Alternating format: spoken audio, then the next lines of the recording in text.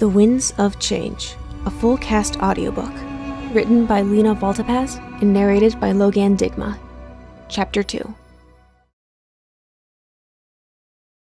So, Lewa, Onua said hesitantly. He had finally convinced him that a toa of jungle-eating plants didn't count as cannibalism, and wanted Lewa to finish swallowing at least a mouthful of salad before bringing up a potentially sore subject. Yeah. Lewa asked, though salad muffled the word. He swallowed. What's up? Onua took a deep breath. do you remember what happened just before you woke up in the woods? Lewa's face contorted in concentration. I'm guessing I was asleep, but before that, I was just flying around. I remember... He smiled, but it seemed different from the way he usually did. The moon. It was so big and bright. Did you see the pure whiteness? I think it's the most beautiful thing in the world. Or rather, out of it. He grinned at his own little joke. Onua sighed deeply. Do you remember anything else? Huh. Lewa shut his eyes. Well, yeah, sort of. I began to feel really weird. Then my legs started to feel sore or something. I think that was when I crashed. Yeah, I remember the panic and everything. His voice cracked a little as he said the last sentence. He made an attempt at a smile. Boy, am I glad that's over. A wave of pity washed over Onua, flooding his heart. How does your leg feel now? Lewa shrugged. I mean, I can jump around without it hurting too much. Does it still hurt now? Well, now that you mention it, a little, I guess. Onua almost rolled his eyes, but sighed instead. After all, rolling your eyes at someone was just plain rude. How about I take a look at it? No! Lewa jumped backward, ducking behind his bed. Onua jumped as well, but in a startled way. It was more a large flinch than anything else. He hesitated. Why not? Lewa stepped out from behind the bed, looking stunned. I don't know why I did that. He said quietly. I'm really sorry. It's all right. You simply startled me. Ah, good. I mean, not good that I scared you, but good that, good that you're okay. Lewa sat in bed, awkwardly silent. You can check my leg if you want. Onua nodded. Very well. Can you put your leg up? Sure. Lewa practically flung his leg high into the air, slamming it on Onua's knee like a sledgehammer. Onua laughed. Not so hard next time, please. Sorry. Lewa replied sheepishly. Don't know my own strength. What was in that tea? Power berries? Onua chuckled as he unfastened Lewa's leg armor. It's my own blend. That explains your strength. The Toa of Earth smiled in reply, but his smile faded when he looked at the armor he was holding. Multiple tiny tear marks, most likely from thorns, had scratched straight through the armor. He looked at Lewa's leg. The skin looked bruised and raw, and a few spots were open. The bandages Krow had put on were nowhere to be seen. Oh my. Onua whispered. Oh my what? I probably crashed through a few spiky branches when I fell. Onua looked up as Lewa spoke. Did you remove Kirill's wrappings? Lewa stared into space as if looking at nothing would jostle his memory. No. He said eventually. Maybe it fell off, or a branch or something tore it off. Whatever it was, we should get some new ones. More than before, actually. Onua set down Lewa's leg. But for now, you need to get some rest. Lewa exhaled sharply. Again? Come on, I feel way better. It's not my fault I crashed. I know. Onua sighed. I shouldn't have suggested you flying around when I knew your leg was injured. It was sure fun, though. My heart was beating like crazy. All the more reason for you to get some rest. You need to calm yourself. Yes, Mother. Lewa sighed, getting into bed. But seriously, I feel completely normal. That is, apart from my leg. Seriously, it's like you're sticking me in a Onua blinked. What did you say? a cage. Lewa allegedly repeated. It's like putting a wolf in a kennel when he was a good boy. You're saying someone would keep a wolf as a pet? That doesn't sound safe. Dog. Sorry, I meant dog, I said wolf. Man, for some reason I just keep on doing that. Weird. By the time the three Toa reached the hole, dirt had accumulated around it, adding a good 15 seconds to their search. There it is. Finally. Tahu brushed some dirt away. Someone must have been here. I can't see any tracks, though. Not even the paw prints. Pohatu noted. But that looks like wind. Kopaka, how far down is it? Kopaka put a hand to his lens, turning one of its dials. He closed one eye, scanning the distance with the other. Not far at all.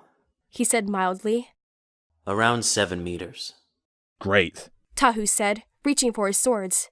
Slow down Said Kopaka. and listen for a change. We're here to collect info, not start a war.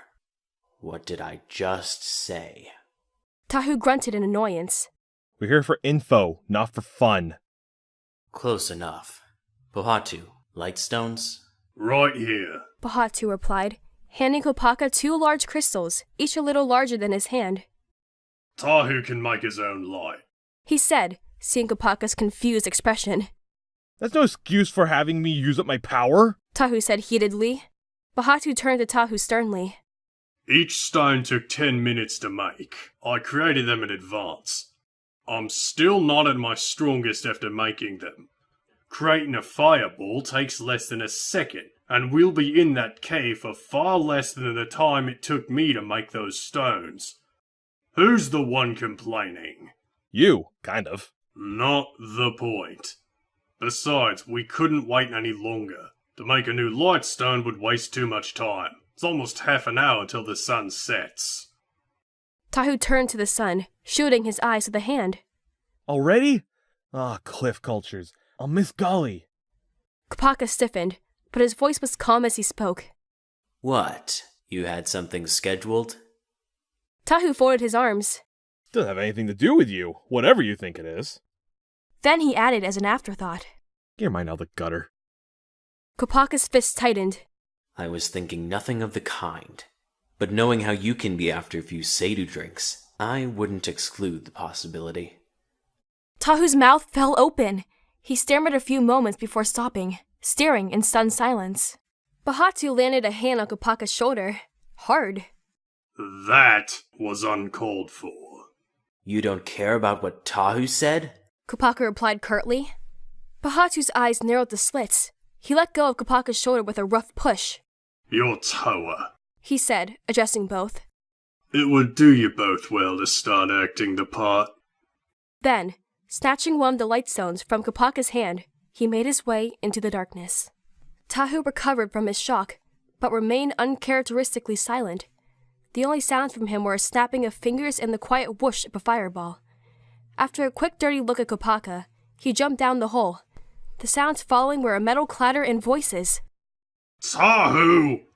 It wasn't my fault. You were in the way. Kopaka made a long, annoyed sigh. As much as he despised the Toa of Fire, what he had said was equally hateful. Sooner or later, he would have to apologize. But that would mean starting a conversation, which, unlike most other things, he was utterly tactless at. What are you standing around for? Called Pohatu's voice. A hand waved, the lightstone it held illuminating it. Don't rush me! Kopaka called back. Gripping his own lightstone tightly in his hand, he took a leap, and the darkness closed in from all sides. He quickly realized 7 meters were longer than he previously expected them to be. Pain shot up Kopaka's legs with the force of a thunderclap. He collapsed completely, losing his grip on the glowing crystal. Hands reached out and grabbed onto him, while voices called his name, among other words he couldn't process. He fought off the urge to black out, but after less than a minute, he couldn't bear it any longer. As he drifted into darkness, his mind said a sentence he would hopefully remember. It said, Bend your legs next time, idiot. No, we're losing him. Hang in there. Hang in there. But despite Tahu's qualms, Kopaka's eyes faded until they clicked off. Pohatu put a hand in front of Kopaka's mask. Breathing, at least. He said. But he can't stay here. You didn't have to tell me that. Tahu scoffed. We don't have to leave him back at our house, do we? My thoughts exactly, said Pohatu, grabbing Kopaka by the ankles. In an almost perfunctory way, he flung the toa of ice over his shoulders. Pick up my lightstone, will you? Tahu nodded, and his fireball disappeared. He took Pohatu's lightstone, holding it close to him. I'll lead the way. Lead away. Just make sure not to step in anything you'll regret. What do you mean by that? Just watch your step. There are animals here, and where there are animals... There are remains of their prey. That's a graceful way to put it, but yes. Tahu grimaced. Ugh. Let's get through this place as fast as we can. I'm not too fond of this place myself. Exactly, Pohatu. Pohatu blinked. I'm not disagreeing with your point, but I didn't say anything like that. Tahu scratched the back of his head, as if doing so would clear up his confusion. No. I clearly heard you say something along the lines of, I'm not exactly fond of this place either. Don't you remember? Pohatu shook his head. I never said that. Maybe Kopaka did. He must have recovered consciousness by now. Turning his gaze to Kopaka, he squeezed his wrist. He'll never wake up. Don't say that, I'm still checking. Don't say what? Asked Tahu. Are you talking to him?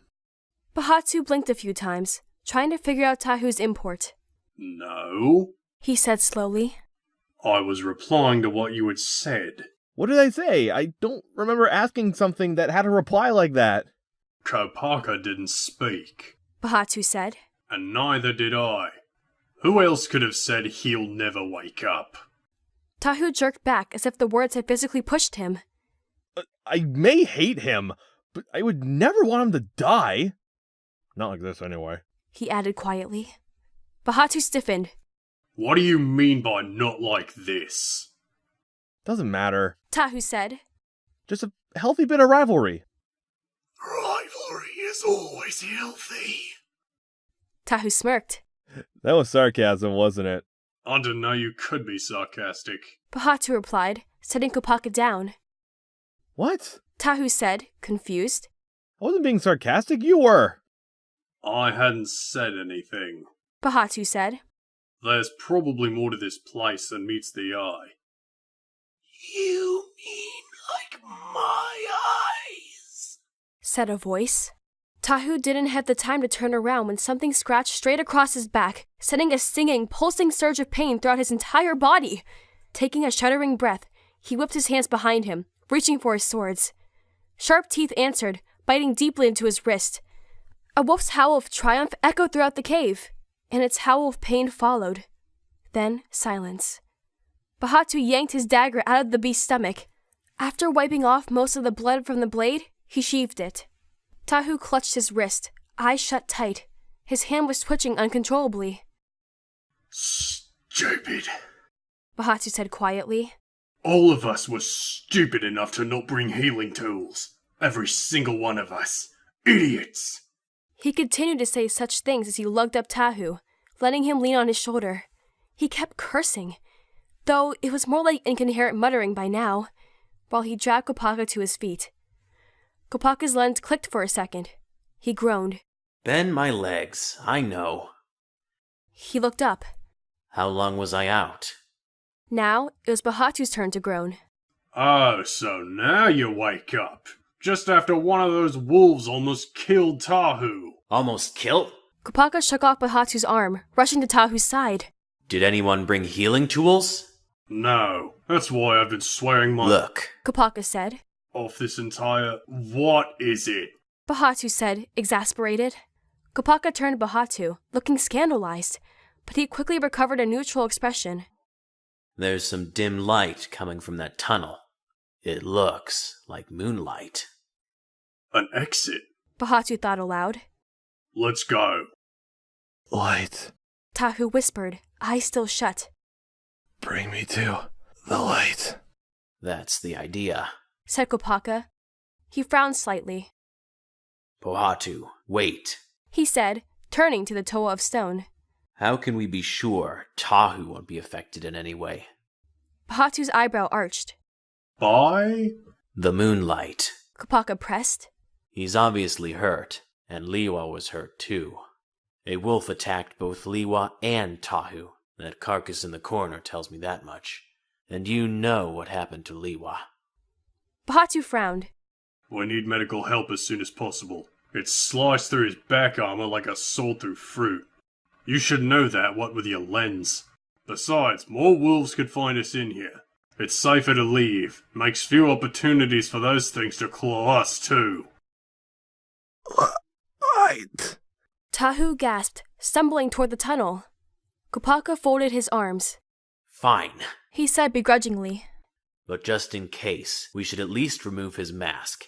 Then, if he does change, he'll at least be less powerful. We can put it back on once he's inside, if he isn't affected.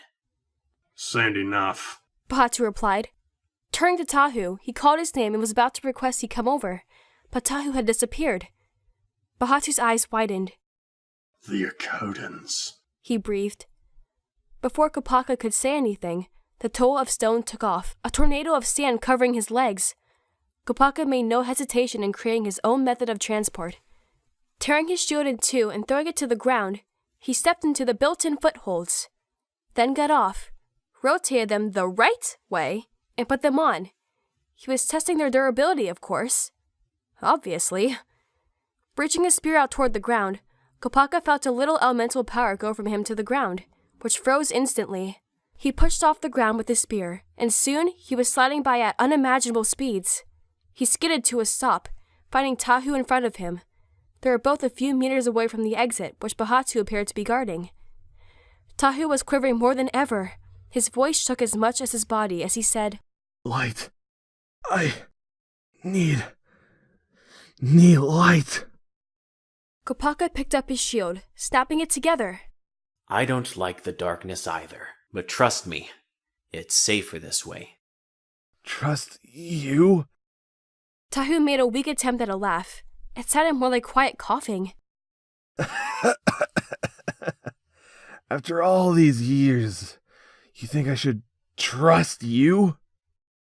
Kopaka's arched eyebrow hid well his growing fear. Yes, I do say.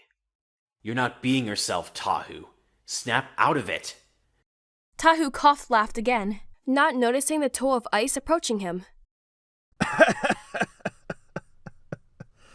No, I say you're the one to snap. When I snap your... Oh. Tahu collapsed to the floor in a helpless heap. Kopaka, holding the golden mask of fire, put it behind his back. Sorry about that. The Toa of Fire looked as if he would cry out from sheer frustration, but instead remained scarcely awake on the ground, speaking garbled words. Some sounded suspiciously like moon, free, and grow. Kopaka stepped closer to his comrade. Tahu's words seemed clearer now. He was saying two sentences over and over again. After listening around 5 times, Kopaka pieced together the words. The moonlight frees us. We must grow the pack. Come on, Onua, why not? Lewa folded his arms, pouting. Onua sighed. Only one moon is out this night, so it'll be darker. I don't want you to trip. Not to mention, tonight will be far chillier than the last. Besides, I'm worried about you. The last time you went out this late, you... Hurt myself, I know. Lewa replied. Okay, what about 10 minutes? It'll take at least that long to grow the pack. The pack? Yeah, my pack. Like a 6-pack. Gotta stretch those abs at some point, am I right? Lewa grinned at his own joke, but his smile disappeared as fast as it had come. But the moons, even just one, it's like it... What's the word? It frees us, you know? It unlocks the stuff inside us, makes us grow stronger. Why, if I could go outside for just 1 minute... He started to tremble at the sheer concept. then you'd see my true potential. Onua could hardly believe what he was hearing. I'm sorry, He said, bowing his head apologetically. but I can't allow you to go. Lewa's arms became tense. He almost shook with resentment.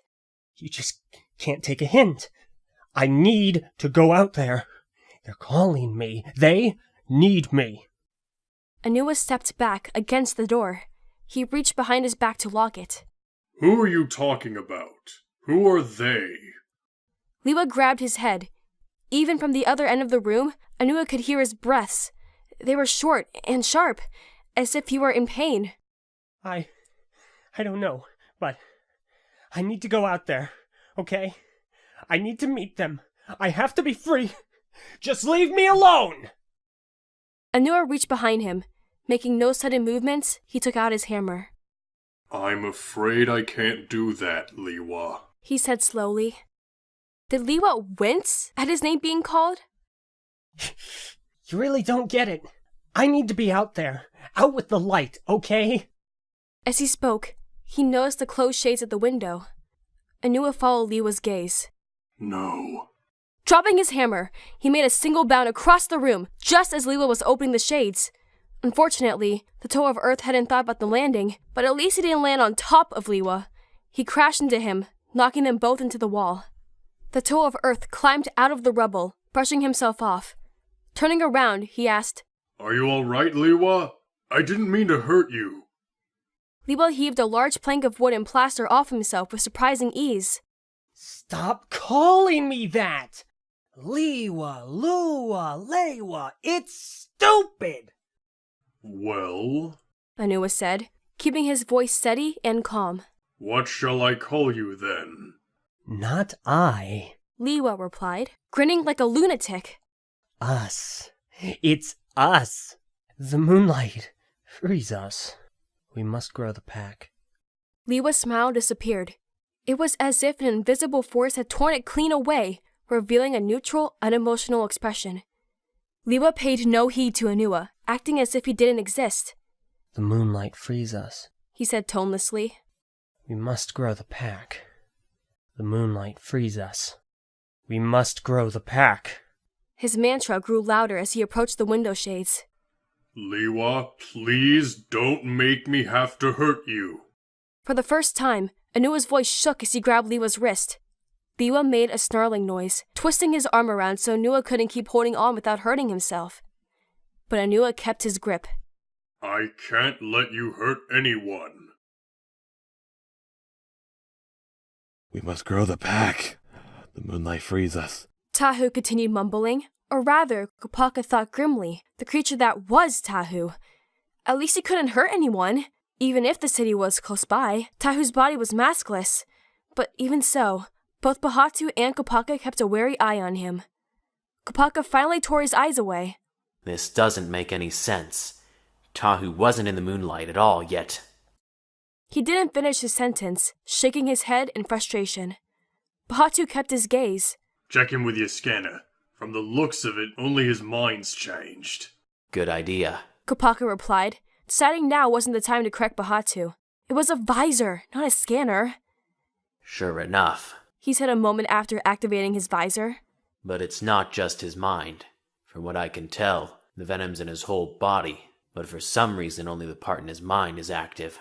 I'm guessing the physical changes don't occur until he touches the moonlight. He and Pohatu finished in unison. Tahu seemed to find a new strength at their last word. He clawed at the ground, scrambling for the cave's exit. Kopaka reacted first. Taking out his spear, he struck the Toa to the side. Tahu slammed against the cave wall and fell to the ground. He didn't get up. Pohatu knelt by Tahu, picking up his wrist. He stayed very still. He's alive, He said. but not for long if we keep him here. Tahu needs to be somewhere safer than this place. He put specific emphasis on the last word. Kopaka frowned. We can't risk the villagers' lives. He could ignore the pain and go for them anyway. He's unconscious right now. Pohatu retorted. This is the best choice we've got in transporting him to a safe place. Well, What other choice do we have? We can't treat his wounds here. Kopaka took a deep breath. fine. he said as he sighed. But we need to know exactly where we're going. No taking him out any longer than necessary. I'll look. Pohatu said. And he was gone. Lewa, I can't let you go. Onua repeated for the third time. His voice was starting to strain from the pain in his wrist. Lewa glared at Onua, wild-eyed. I told you to stop calling me that! And he jerked his arm, taking a snapping sound from Onua's wrist. The Toa of Earth shut his eyes tight, but held the resolution to keep holding on. Even as he thought this, he felt himself begin to lose his grip. I know you're more powerful than this creature, Lewa. He said, hoping his voice sounded calmer than he felt. Lewa, you can win this fight. I know so. All of us do. Tahu, Gali, Pohatu, Kopaka, and I. Lewa stopped struggling. He still trembled, but at least he was no longer thrashing around. Onua continued. That's it. We know you can do it. And you know what? He smiled. I think you know too. Lewa closed his eyes. With a faint smile, he sighed. Little by little, he stopped shaking entirely. Onua, He said. His voice sounded weak but calm. you can let go of me now. I should tell you something. Onua closed his eyes, whispering a prayer of thanks. Letting go, he began to massage his wrist. You can tell me. As he came closer to Onua, Lewa's smile grew. You should get some rest, Onua. It's getting late. I will when you do, Lewa. Onua said. After all, you need more sleep than I. He paused. The Toa of Jungle didn't seem to be listening. Lewa? I'm sorry, Lewa said. but Lewa can't hear you. He's sleeping. The next thing Onua knew, he had collapsed to the floor. Struggling to get up, he noticed the glint of a mask, his own mask, which Lewa held. Lewa's sleeping right now. The creature said, bending down to the barely conscious Toa of Earth.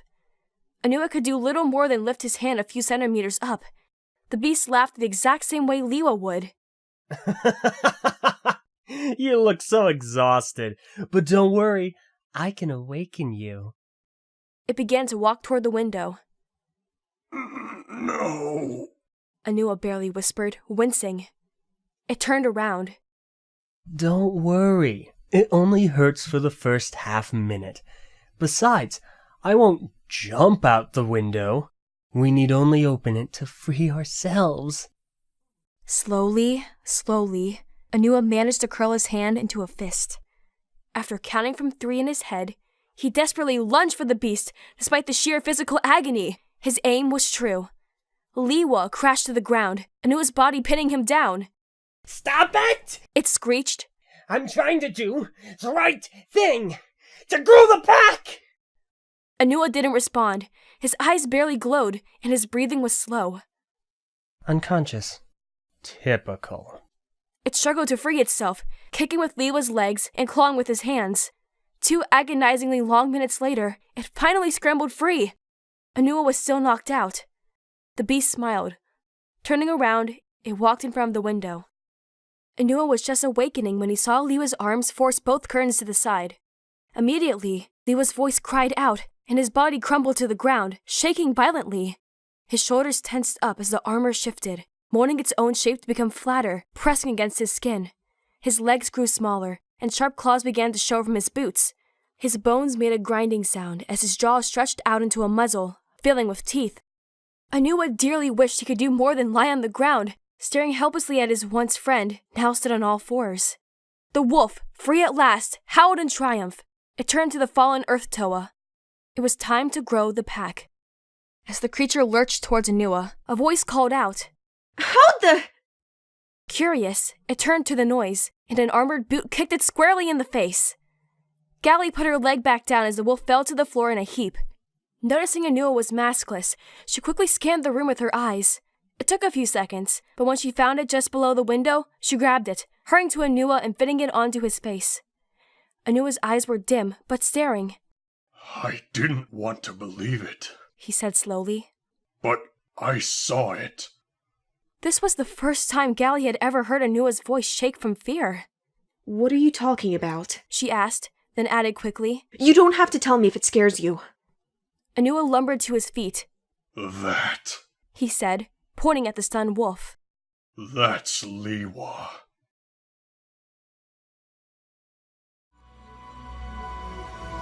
End of chapter 2.